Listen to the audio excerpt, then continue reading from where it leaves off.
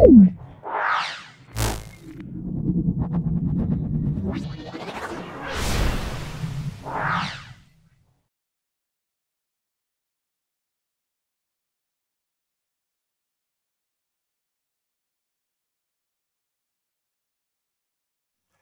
নম্বর school Santragachi Kedarnath institution. দেখো ভৌতবিজ্ঞান পোর্শনে আমরা আসছি। একটি ঈষৎ স্বচ্ছ মাধ্যমের উদাহরণ, সেটা আমরা বলবো ঘষা কাঁচ বলবো। ঈষৎ স্বচ্ছ মাধ্যম আমরা ঘষা কাঁচ বলবো। তড়িৎচুম্বকের একটি ব্যবহার আমরা লাউড স্পিকারে দেখে নাও।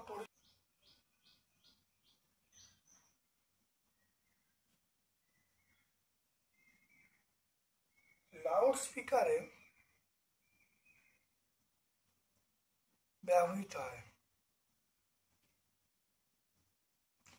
তা লাউড স্পিকারে ব্যবহৃত হয় তড়িৎচুম্বক।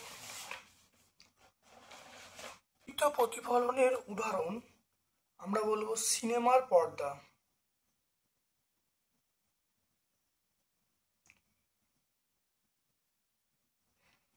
বিক্ষিপ্ত প্রতিফলন সিনেমা পর্দা। তারপরে চৌম্বক দৈর্ঘ্য চুম্বকের জ্যামিতিক দৈর্ঘ্যের আমরা বলবো 0.86 গুণ। বাল্বের ফিলামেন্ট তৈরি হয় সেটা টাংস্টেন।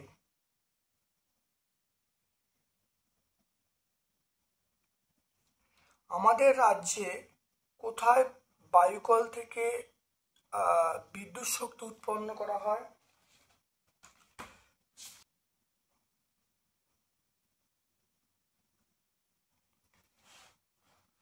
তারপর চলে আসো পরিবেশ বান্ধব শক্তি কাকে বলে।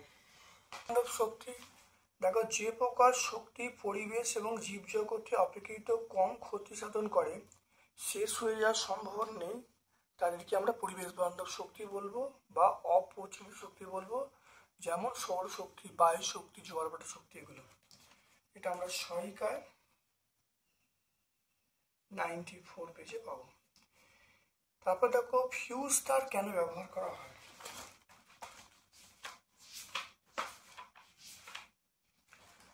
দেখো এটা আমরা টেক্সট বইয়ে পাবো। ফিউজ তার ব্যবহার করা হয় সার্কিটের নিরাপত্তার জন্য। বৈদ্যুতিক সার্কিটের নিরাপত্তার জন্য ফিউজ তার ব্যবহার করা হয়। এটা আমরা টেক্সট বই আমরা 61 পেজে পাবো। বর্তমান বাজারে এলইডি লাইট বেশি পরিমাণে ব্যবহার হচ্ছে কেন? কেন এলইডি সামান্য তড়িতে আলো দেয়। নাম্বার 2 হলো অনেক দিন ভালো থাকে, ফিলামেন্ট থাকে না, আর তড়িৎ ক্ষয় অনেক কম হয়। এটা আমরা সহায়িকায় 84 বলবো।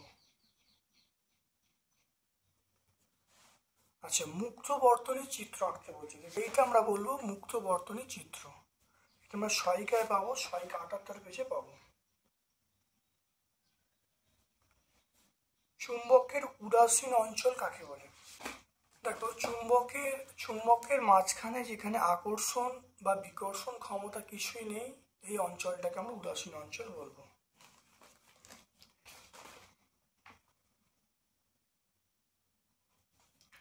বর্ণালী কাকে বলে? বর্ণালী দেখো 7টি আলোর পটিকে একসঙ্গে আমরা বর্ণালী বলবো।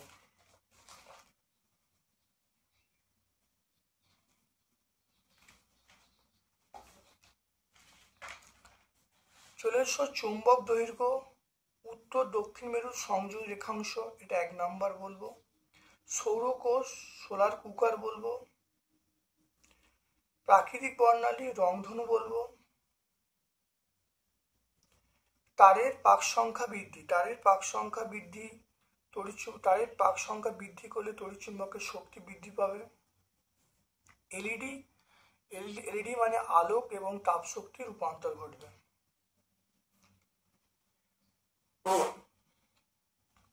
তারপর দেখো সমতল আয়নার সঙ্গে লম্বভাবে কোনো আলোকরশ্মি আয়নার উপর আপতিত হলে প্রতিফলন কোণের মান কত হবে? 0 ডিগ্রি। আপাতন কোণ 0 হবে, প্রতিফলন কোণ 0 হবে। চুম্বকত্বের নিশ্চিত প্রমাণ শুধুমাত্র বলো বিকর্ষণ ধর্ম। তারপর দেখো একটি বিস্তৃত আলোকউৎস দ্বারা অস্বচ্ছ বস্তুর মাধ্যমে প্রচ্ছায়া এবং উপচ্ছায়া চিত্র আঁকতে বলছেন।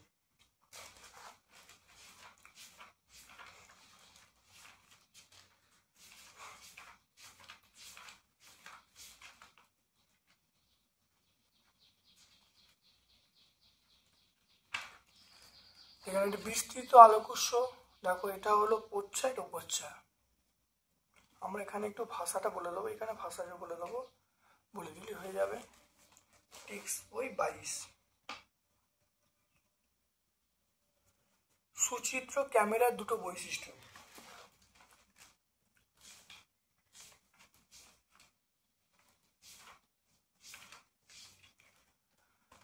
এক নম্বর হলো শিখাকে ছিদ্র থেকে সরালে প্রতিকৃতি ছোট হবে, শিখাকে যত ছিদ্রের কাছে প্রতিকৃতি বড় হবে। আর যদি ছিদ্র পর্দার মধ্যে দূরত্ব কমে তাহলে প্রতিকৃতি ছোট হবে। আর ছিদ্র বড় হলে অসংখ্য ছোট ছোট ছিদ্রের সমষ্টি হিসাবে কাজ করবে। এটা আমরা টেক্সট বই 24-এ পাবো।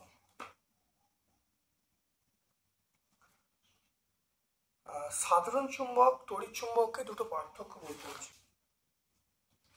ঠিক আছে, সাধারণ চুম্বক কৃত্রিম চুম্বক বা সাধারণ চুম্বক তড়িৎ চুম্বকের পার্থক্য দেখে না, একই আছে। দেখো সাধারণ চুম্বক বলতে প্রাকৃতিক চুম্বক, এর দেখো নির্দিষ্ট আকার নেই। কৃত্রিম চুম্বক বা তড়িৎ চুম্বকের বিভিন্ন আকার আছে। দেখো সাধারণ চুম্বকের আমরা বলবো সেটা হলো মেরু শক্তি পরিবর্তন করা যায় না, এর মেরু শক্তি বাড়ানো কমানো যায়। আর প্রাকৃতিক চুম্বকের ক্ষেত্রে এর দেখো মেরুর অবস্থান নির্দিষ্ট, কৃত্রিম চুম্বকের মেরু অবস্থান ইচ্ছা মতো পাল্টানো যায়। এটা আমরা সহায়িকায় 60 পেজে বলবো।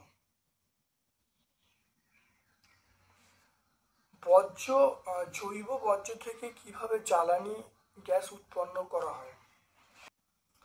এখানে আমরা এইখানটা বলবো কঠিন বর্জ্য প্রকল্পের অন্তর্গত জৈব পদার্থ এবং বায়োডিগ্রেডেবল এবং অজৈব নন বায়োডিগ্রেডেবল পদার্থগুলি প্রথমে পৃথক করা হয় এবং জৈব বর্জ্যগুলিকে ছোট ছোট টুকরো আকারে বিভক্ত করা হয় এবং ওই বর্জ্য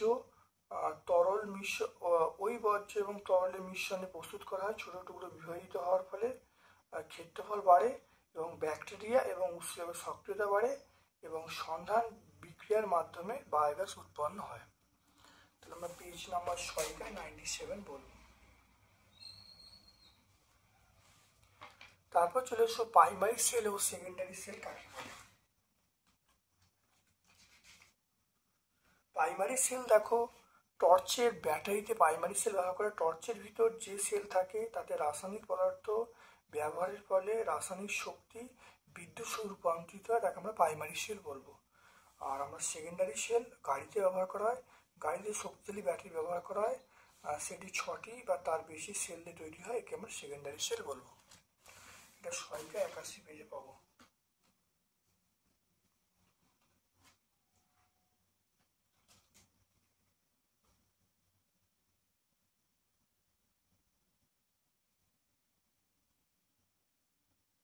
লাইফ সায়েন্সের পোর্শনে চলে এসো। মূলের বর্ধনশীল অঞ্চলের ঠিক ওপরে রোয়া রোয়া জায়গাকে আমরা বলবো মূলরোম অঞ্চল। কাণ্ডের যে জায়গা থেকে পাতা ও শাখা বেরোয় তাকে আমরা পর্ব বলবো। ফুলের যে অংশটি ফলে পরিণত হয় সেটা হলো ডিম্বাশয় বলবো। মৃদভেদী অঙ্কুরোদ্গম আমরা বলবো তেঁতুলের বীজে। আচ্ছা, কলা পাতার দেখো 2 দাগের প্রশ্ন, কলা পাতার শিরাবিন্যাস আমরা বলবো সমান্তরাল। কলা পাতার শিরাবিন্যাস এটা আমরা বলবো সমান্তরাল।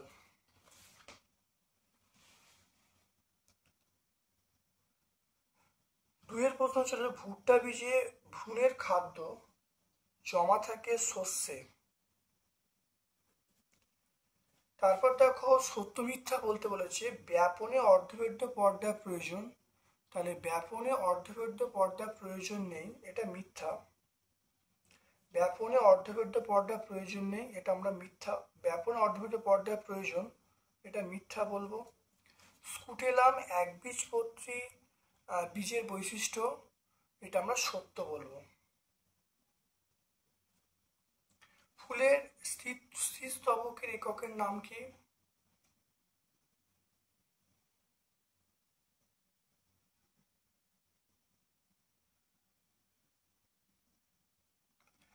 ফুলের স্থিতস্তবকের এককের নাম আমরা বলবো গর্ভকেশর চক্র।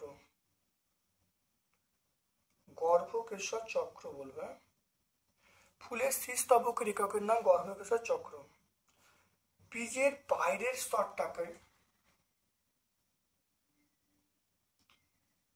বাইরের স্তরটাকে আমরা বলবো টেস্টা বলবে। বীজের বাইরের স্তরটাকে টেস্টা বলবো। কুমড়োর আকর্ষ কোন অঙ্গের রূপান্তর? কুমড়োর আকর্ষ আমরা বলবো পাতার। কুমড়োর আকর্ষ কার রূপান্তর? আমরা বলবো পাতার রূপান্তর। কুমড়োর আকর্ষ আমরা বলবো পাতার রূপান্তর। তাহলে দেখো কোনটি কাণ্ড কোনটি কাণ্ড নয়। তাহলে আলুটা হলো আমরা বলবো কাণ্ড বলবো, আলুটা কাণ্ড। সজনে ডাঁটা বলবো কাণ্ড নয়। আর মূলোটা আমরা বলবো মূলোটা কাণ্ড নয়। তাহলে তাহলে আমরা বলবো আলুটা বলবো কাণ্ড, সজনে ডাঁটা মূলো এগুলো কাণ্ড নয়। স্তম্ভমূল এবং ঠেসমূল দেখা যায় একটা উদাহরণ। মূল দেখা যায় এটা আমরা বট বলবো। আর ঠেসমূল দেখা যায় এটা আমরা কেয়া বলবো। তাহলে স্তম্ভমূল আমরা বট বলবো, ঠেসমূল আমরা কেয়া বলবো।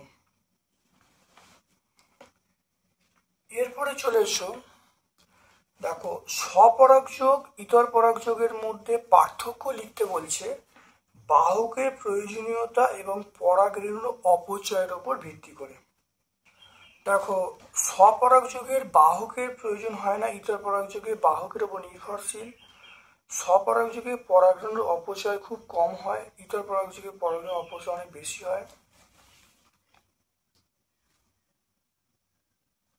তাহলে এই দুটো পয়েন্ট বললেই হয়ে যাবে।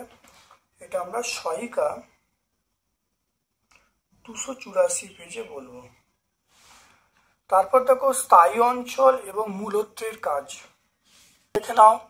স্থায়ী অঞ্চল হলো দেখো শাখামূল পোষাকামূল উৎপন্ন করা, উদ্ভিদকে দৃঢ়ভাবে মাটির সঙ্গে আটকে রাখা, এগুলো হলো স্থায়ী অঞ্চলের কাজ। আর মূলত্বের কাজ হলো মূলের নরম অগ্রভাগকে মাটির ঘর্ষণিত আঘাত থেকে রক্ষা করে। মূলত্র থেকে এক প্রকার পিচ্ছিল রস বার হয় যা অতি সহজেই মাটির ভিতরে প্রবেশ করতে সাহায্য করে। এটা আমরা সহায়িকায় 261 পেজে বলবো।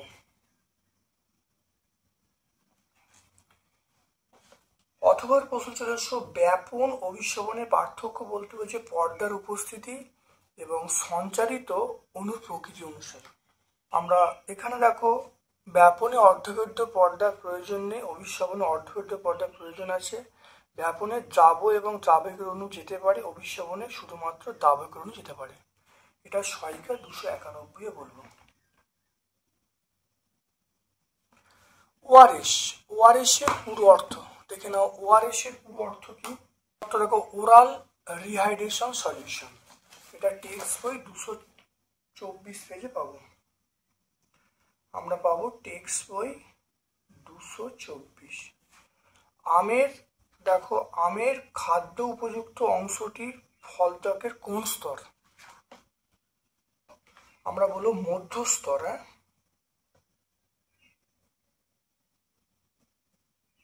তাহলে আমের খাদ্য উপযুক্ত অংশটি সেটা ফলত্বকের মধ্যস্তর।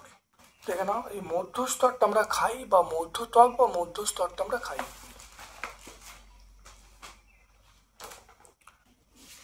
তাহলে আজকে আমরা 3 নম্বর স্কুলটা সাঁতরাগাছি কেদারনাথ ইনস্টিটিউশন সম্পূর্ণ সলভ করলাম। ভিডিওটা প্রথম থেকে শেষ পর্যন্ত দেখো, অত্যন্ত কার্যকরী ভিডিও।